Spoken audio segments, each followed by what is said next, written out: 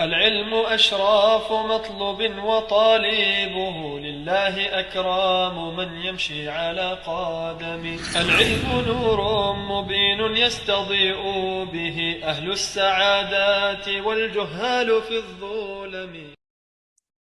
And also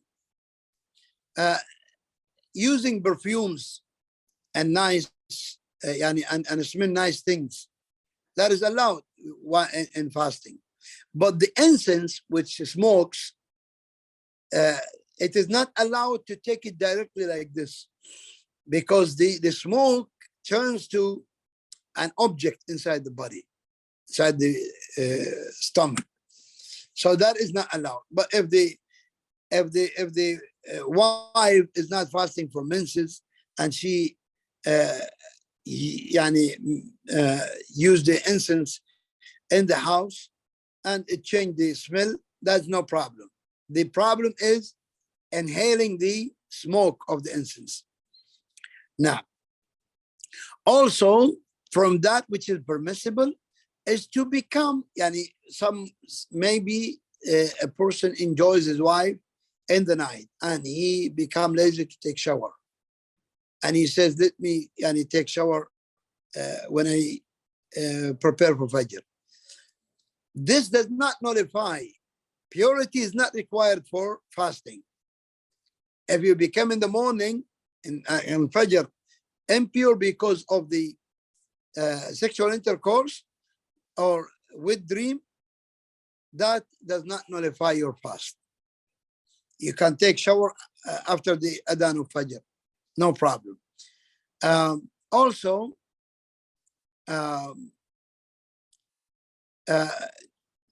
the treatment of injuries,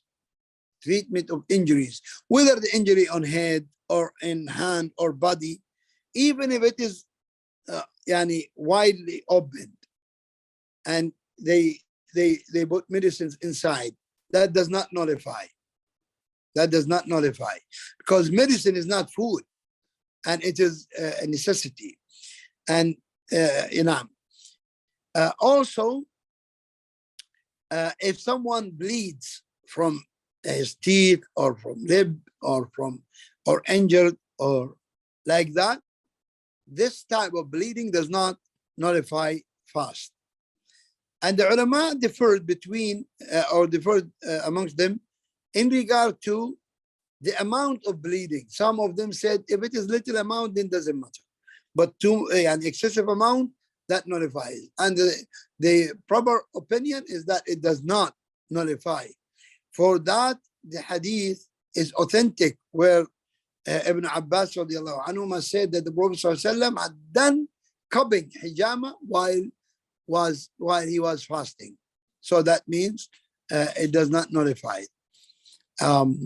But taking blood into the body, that nullifies, because the blood is the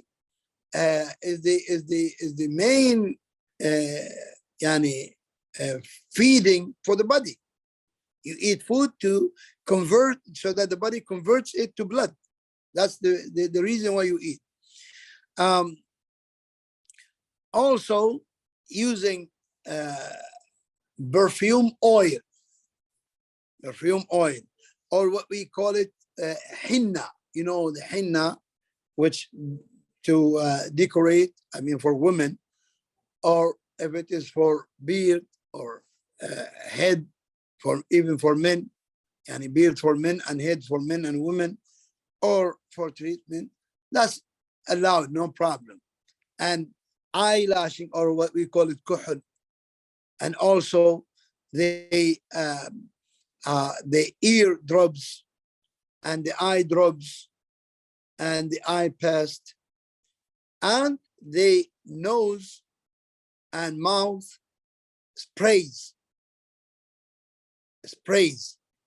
but not the nose drop. Nose drops nullifies, because the liquid goes into the body. But sometimes the eye drop and maybe the ear drop, you feel the taste of it on your tongue. That doesn't nullify. Okay.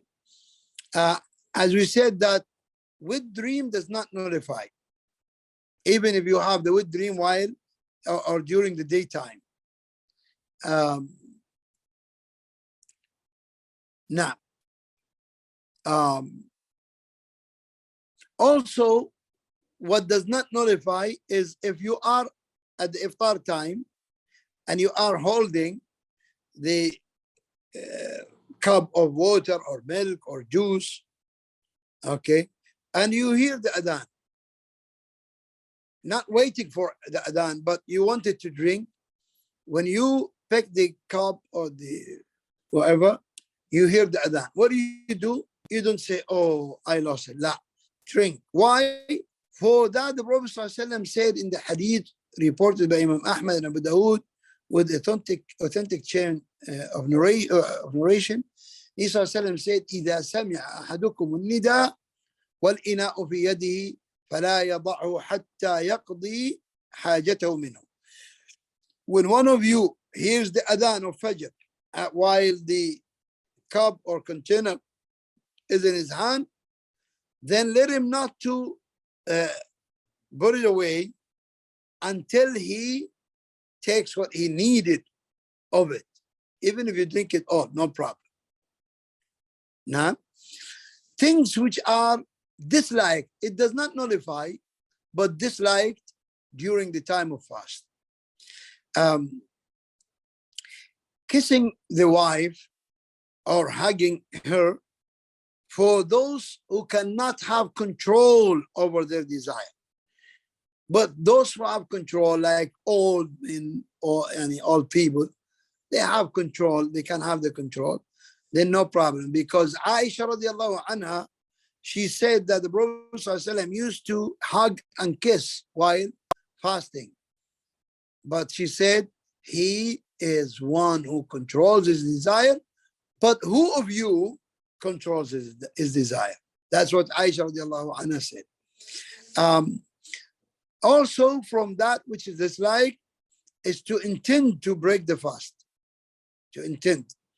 In a Hanbali madhab, they say, if you intend, then it breaks. And that's the truth. It breaks your fast. Breaks your fast. Now, so don't intend to break your fast except for a valid reason. And you, once you intend, you have to break it.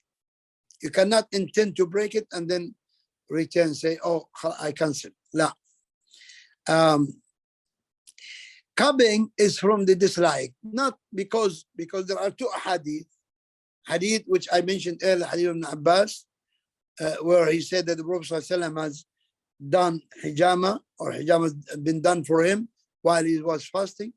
And the other hadith which the Prophet ﷺ said in it, aftar al-hajim al-mahjum, the one who does the cupping for people and the one who the cupping is done for him, both of them has their fasting broke by doing the hijama. So how we can match between these two contradicting hadith? It's not contradicting, but this has a reason, this has a reason. Some ulama said that it is allowed but disliked. And some ulama said no. The one had abrogated the other. And they said that the one permits cupping while fasting had abrogated the one forbidding cupping during fasting. And they said because the narrator of this and the narrator of that, it's a long story, but that is the proper opinion, that cupping during fasting does not nullify the fast.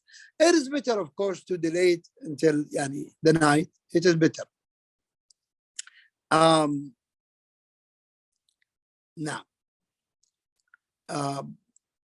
also from the things which is disliked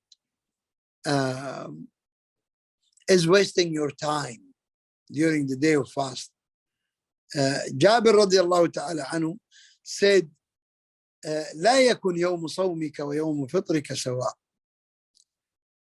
Do not let the day sorry, the Prophet ﷺ said, do not let the day of your fast and the day in which you are not fasting the same, because in the day in which you are not fasting, you say many things, you do many things, you enjoy, you do your hobbies.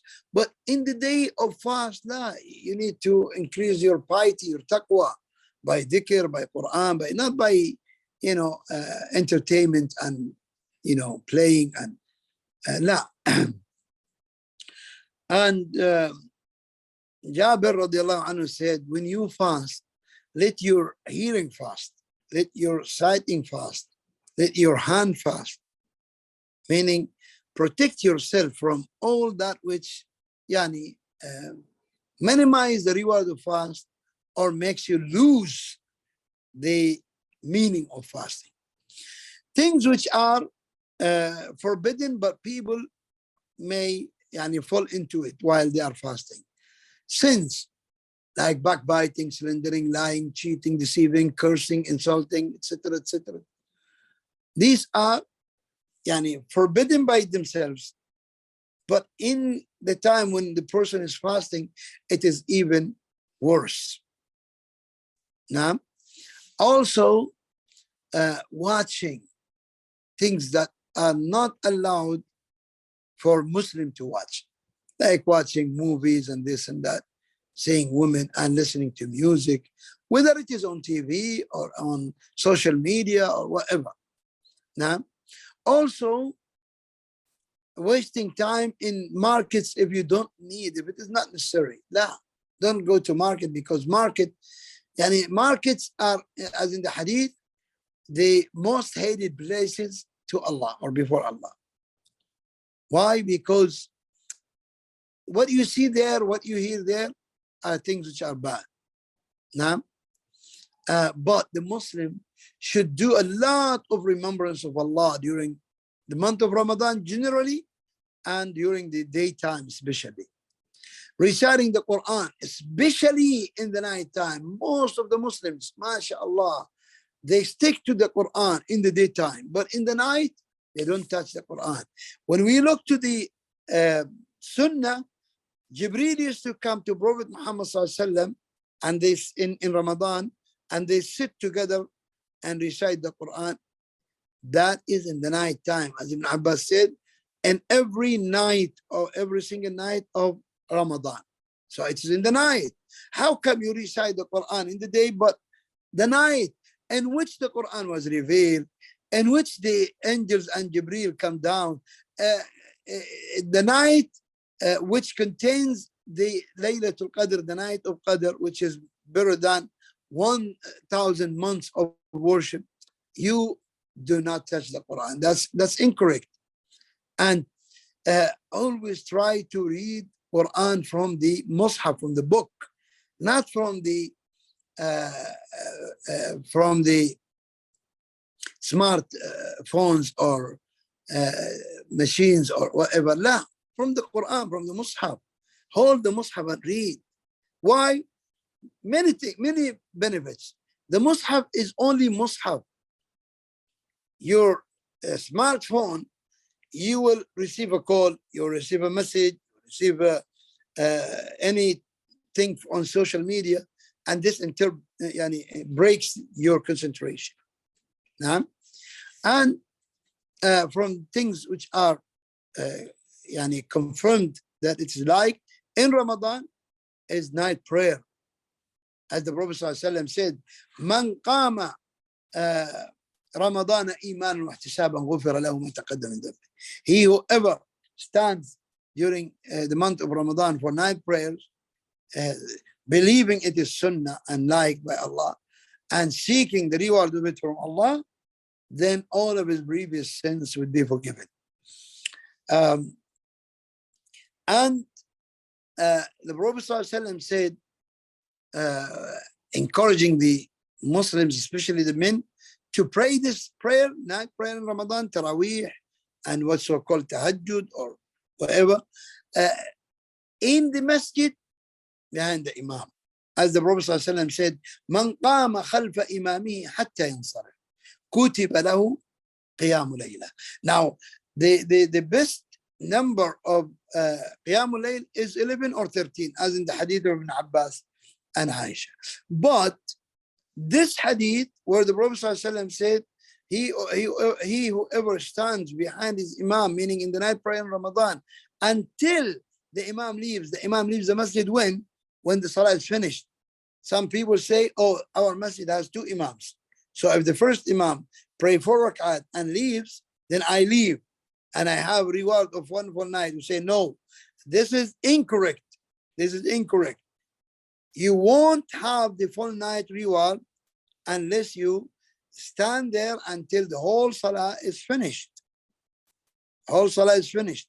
Because the word yansarif in the Sharia, we see it that the Prophet ﷺ led the prayer and then insarafa ila nas, means when he finished, he turned to the people or he left the place. Not in the middle of it. La. And especially in the last 10 nights, one need to do a lot, because the Prophet ﷺ, as Aisha said, that in the first 10 nights, he mixes between praying and sleeping. But when it is the last 10 nights, he tied his lower garment, meaning he abandoned his wives, and he stands for prayer. And spend the whole night in ibadah, in worship. Prayer, reciting Quran with Jibreel, supplicating and doing remembrance. Now, also doing i'tikaf in the last 10 nights to find Laylatul Qadr, which is a great and tremendous reward. But i'tikaf is not a picnic, ya ikhwan. What people today do is a picnic. Even in the 2 holy mosques, it's a picnic. They come with too much luggage, too much clothes, and every day, mashallah, different foods they bring into the masjid, or every day after Salatul Maghrib or after Taraweeh, they leave the i'tikaf going to, oh, there is a restaurant there which is, mashallah, very good food. Today we need kebab, and tomorrow we need brost. That's silly. That's not i'tikaf. Rasulullah ﷺ used to build a tent inside his mosque, small tent, only enough for him to be in. And he closed it. He doesn't speak to Abu Bakr, to Umar, to anybody. He doesn't. Only he reads the prayer. That's the time when they see him. And then he goes back. And he did not used to give any talks, teachings. But he used to stay in his tent. Now, and today, mashallah, they call one another. Oh, if you want to come, you come to this place. Me, so and so are there. And then, mashallah, all talks, jokes, and laughing. That's silly. That's silly. Now, and when they do i'tikaf, some of them say, I pray only 11. And the rest of the night, in the 2 holy mosques, they pray 21 rak'at. In the Taraweeh, they pray 10, and then at the end of the night, they pray 13. What do you do in the last prayer? Oh, they say, we rest. La akhi, that's not i'tikaf. It's not i'tikaf. You rest when the people are praying. Or some of them, they say, oh, we go to the library upstairs in Masjid al-Nabawi and we read. Akhi, I told you, Rasulullah ﷺ didn't even give a class, a single class. So how come you go and read books? In those nights, you read Quran alone. Don't read anything. Shafi'i used, when Ramadan comes, he used to close the books of ilm and only reads Quran. Abu Hanifa, same. Malik, Ahmad, all the ulama. How come you waste your time and say that, oh, I did i'tikaf. Wallah, i'tikaf is very nice. Believe me, i'tikaf is nice, but hard. If you do the true i'tikaf, you will feel it. But you are not feeling it. You are not feeling it. You are just enjoying, like a picnic with your friends. That's incorrect. Also, from the things which is يعني liked in Ramadan and better to do, Umrah. Umrah in Ramadan equals the reward of Hajj with the Prophet ﷺ as in Sahih Bukhari. Imagine that, Hajj, reward of Hajj, and not in Hajj, Hajj with the Prophet ﷺ. Meaning, why he said with me, why with the Prophet ﷺ? What is the difference between Hajj and Hajj with him? Hajj with him means that anyone makes mistakes, he ﷺ will correct. That means the reward is full, complete reward. So you go for Umrah, akhi. Many people do not want to spend any money for Umrah in Ramadan.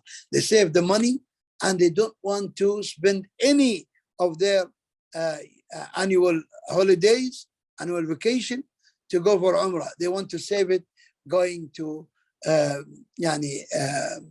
tourism. That's silly. That's silly, akhi. You're Muslim. You're Muslim. The true tourism for Muslim is worship. Your tourism is in worship, not in enjoying the other lands and sceneries and that. And also from the things Muslim need to really do in Ramadan is saving money from now and buying some food, dates, water, and serve it for people who are fasting, so that you get a similar reward of theirs. What does that mean? A similar, like I fed someone who is very careless in his fasting. He watch haram, he this. So you get a small reward like him? La. You get full reward of fasting. Maybe you yourself, by fasting, you cannot reach this full reward of fast. But because you fed someone, Allah will give you, above your fasting reward, Allah will give you a full reward of fasting day. Imagine that. And that is for one. Imagine if you give iftar to 10. So you have in one day 10 plus 1. 1 is yours and 10 because you fed. Maybe 1 date, maybe 2 dates, maybe a small bottle of water, like that. Enough, alhamdulillah. And there are some other rulings of fasting.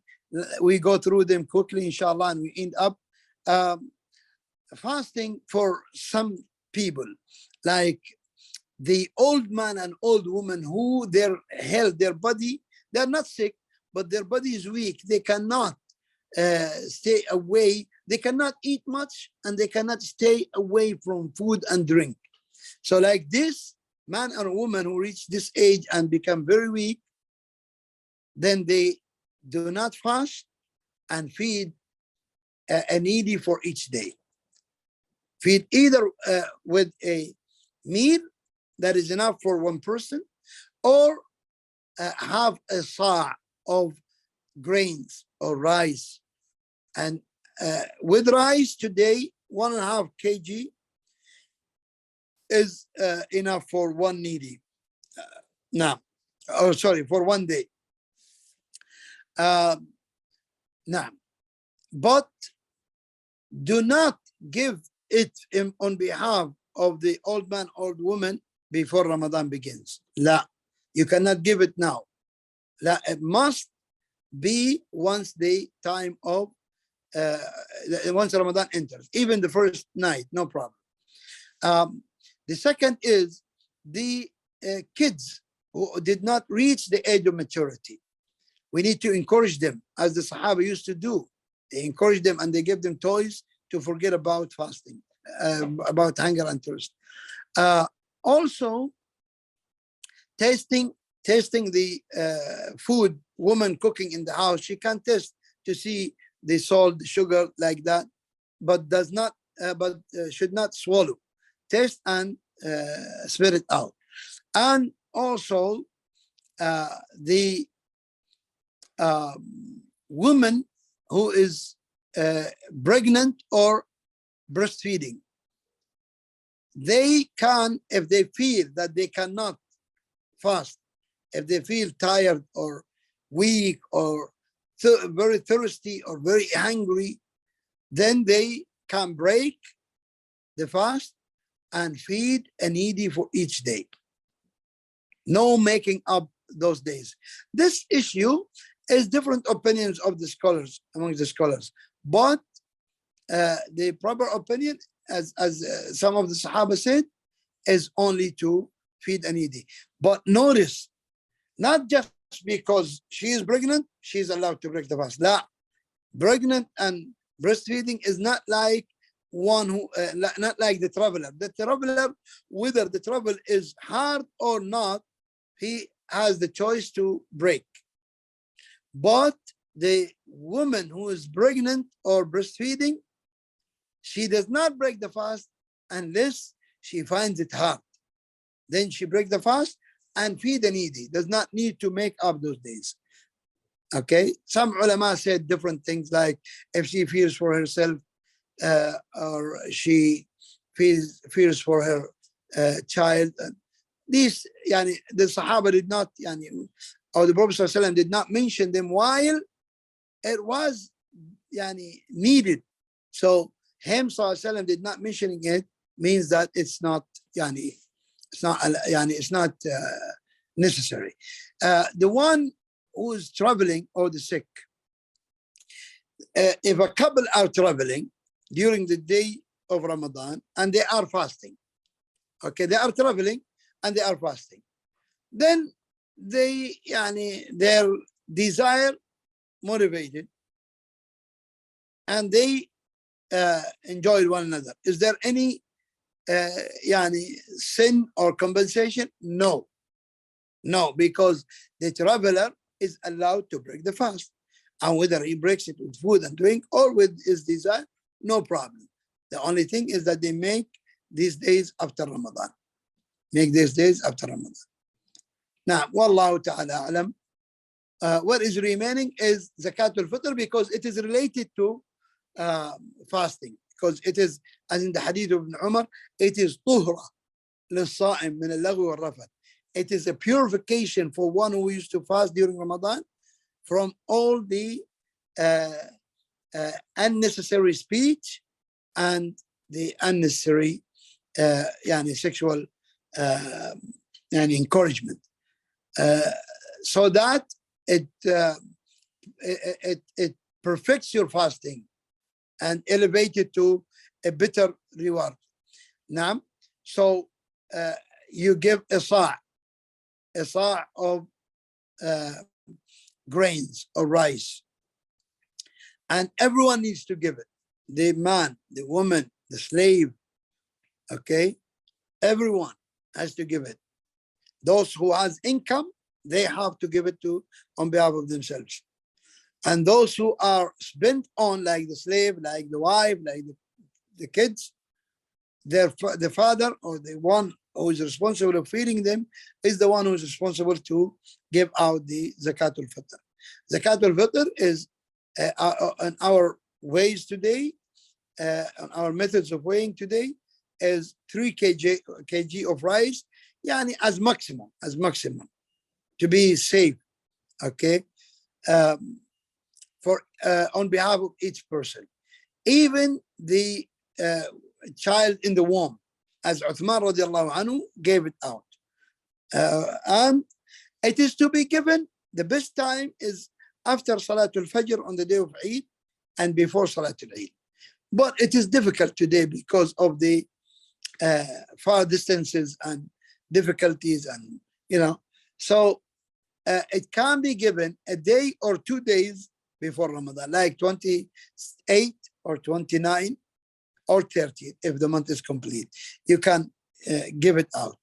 Yes, you can give it from beginning of Ramadan to a representative of you or a representative of the poor, saying to them, this is my Zakatul Fitr for this Ramadan. So they only give it out in the proper time, which is 2 days before Eid or in the morning of Eid, before Salatul Eid. And it cannot be given in money. It must be given, yani, grains or raisins or dates or dry milk, which is called iqt, and like that, which the Prophet ﷺ mentioned. We cannot give it money. You can give it money to the organization who is representing you or representing the poor, but they have to buy with this money the grains, the zakah, and give it to the poor. And that is the end of our talk today. Allahu ta'ala a'lam. Wa sallallahu wa sallam wa barak ala nabiyyina Muhammad wa ala alihi wa sahbihi.